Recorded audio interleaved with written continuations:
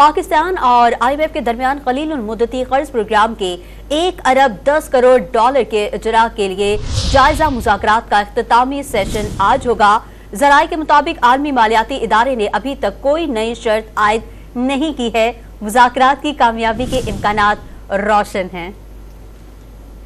वजारत खजाना के ज़राए के मुताबिक IMF की जानिब से जोर दिए जाने पर हुकूमत ने निजकारी प्रोग्राम पर काम तेज करने की यकीन दहानी करा दी है। ज़राए का दावा है कि पाकिस्तान और IMF के मुज़ाकरात की कामयाबी के इम्कानात रोशन हैं और पाकिस्तान को आलमी मालियाती इदारे के साथ आखिरी जायजा मुज़ाकरात के मस्बत नताइज मौसूल होने की उम्मीद है।